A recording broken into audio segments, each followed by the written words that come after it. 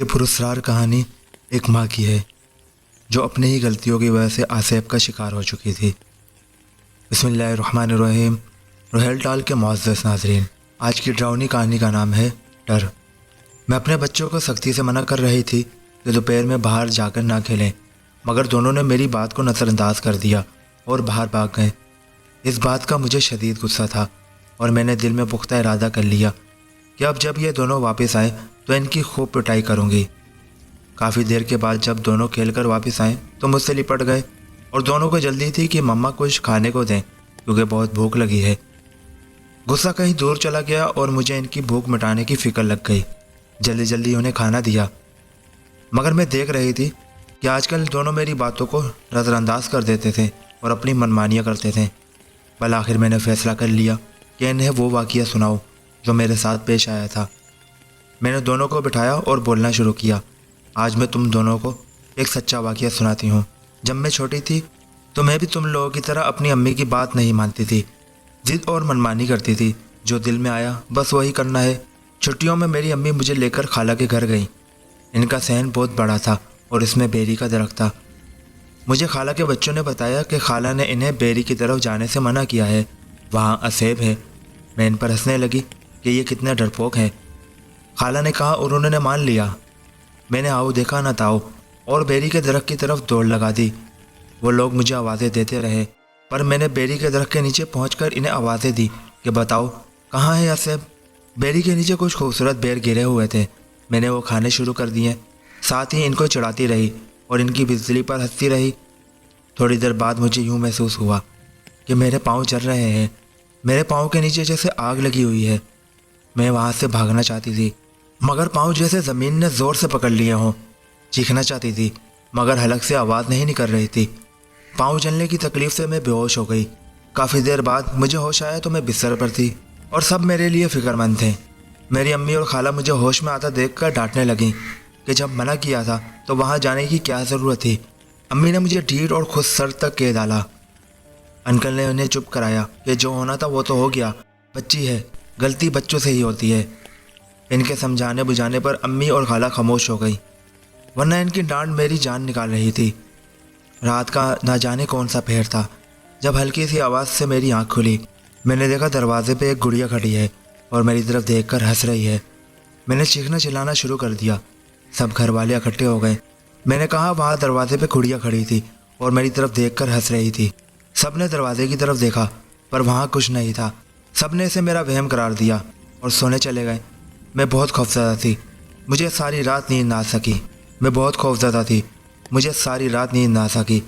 صبح میں اپنے بیگ سے کپڑے نکالنے لگی تو ایک کٹا ہوا بازو کپڑوں کی جگہ میرے ہاتھ میں آ گیا۔ میری چیخیں نکل گئیں۔ سب گھر والے بھاگے آئے۔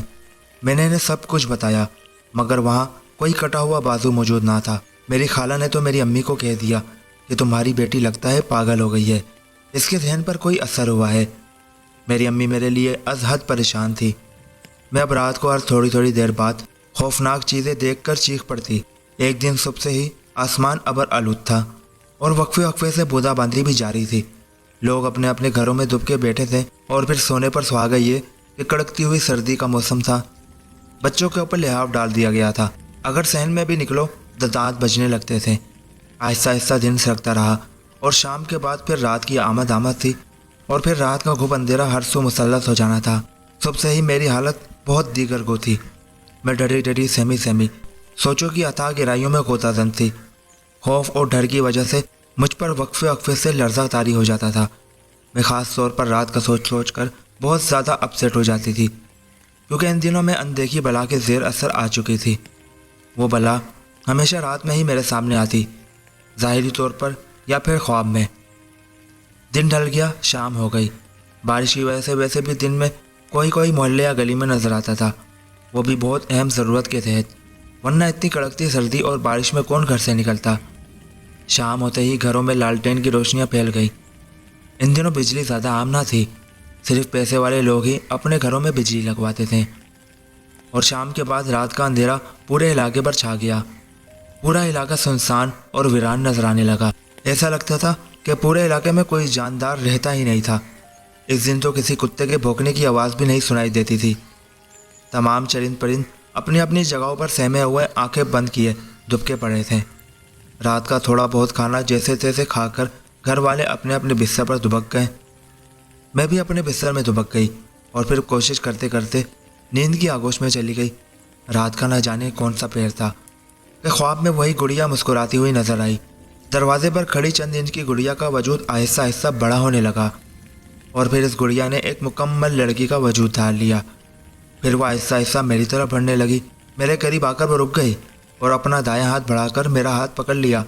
پھر وہ گویا ہوئی، میں اکیلی رہتے رہتے اب بہت اداس ہو گئی ہوں۔ اب میں تجھے اپنے ساتھ لے کر ہی جاؤں گی۔ ہم دونوں ساتھ بیری کے درخت پر رہیں گے۔ چل میرے ساتھ چل، اٹھ۔ اور اس نے میرا ہاتھ زور سے پکڑ کر اپنی طرف کھینچنا شروع کر دیا۔ خوف و حیرت سے میری آنکھیں پھیلتی چلی گئیں اور پھر ایک شگاف چیخ میرے منہ سے نکلی۔ میری چیخ سن کر سارے گھر والے ہڑبڑا کر اٹھ بیٹھے۔ میرا پورا جسم پسینے میں شرابور تھا، میری زبان گنگ اور حلق خشک ہو رہا تھا۔ میرے ابو نے مجھے جھنجھوڑا تو میں چونک پڑی۔ پوری رات میری حالت بہت گیر ہو رہی تھی۔ جب صبح کا اجالا پھیلا تو میری طبیعت کو سنبھلی۔ میرے انکل صبح کامل کو اپنے ساتھ لائے۔ وہ مجھے دیکھ کر کافی دیر کچھ پڑھتے رہے۔ ان کی آنکھیں بند تھیں۔ کافی دیر بعد انہوں نے آنکھیں کھولی، مجھ پر اور پانی پر پھونک ماری اور وہ دم والا پانی مجھے پینے کو دے دیا۔ پانی پینے کے بعد مجھے لگا میں کافی بہتر ہوں۔ انہوں نے کہا کہ اس بچی پر اسیب کا اثر ہے، آپ لوگ 3 دن تک دم کروائیں، ٹھیک ہو جائے گی۔ 3 دن تک مجھے دم کروایا گیا۔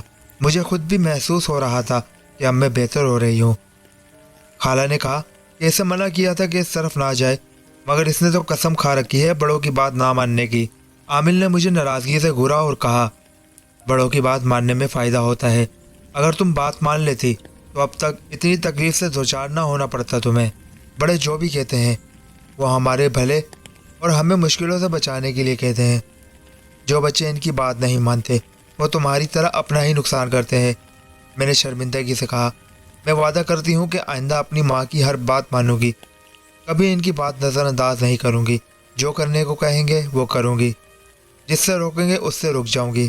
عامل نے شفقت سے میرے سر پر ہاتھ رکھا اور کہا، ہماری بچی بڑی سمجھدار ہے۔ ان کے جانے کے بعد میں نے امی اور خالہ سے معافی مانگی کہ اب ہمیشہ ان کی بات مانوں گی، ان کی بات سے کبھی انحراف نہیں کروں گی، کیونکہ مجھے پتہ چل گیا تھا کہ ان کی بات نہ مان کر میں اپنا ہی نقصان کروں گی اور خود کو تکلیف میں ڈالوں گی۔ میری بات سن کر دونوں بچے مجھ سے لپٹ گئے اور خوفزدہ انداز میں بولے، امی آئندہ ہم بھی آپ کی ہر بات مانیں گے، آپ جو کہیں گی ہم وہی کریں گے، آئندہ دوپہر کے وقت باہر بھی نہیں جائیں گے، ہمیں معاف کر دیں۔ میں نے دونوں کے ماتھے پر بوسہ دیا۔ تھوڑی دیر بعد دونوں میرے ساتھ لپٹے دوپہر کے وقت سو رہے تھے۔ میرے چہرے پر مسکراہٹ پھیل گئی جو میں اپنے بچوں کو سمجھانا چاہتی تھی۔ میری مار اور ڈانٹ ڈپٹ سے زیادہ وہ میری کہانی سے سمجھ گئے تھے، اور ڈانٹ ڈپٹ سے زیادہ اس کا اثر دیر پا ہوگا، اس کا مجھے یقین تھا۔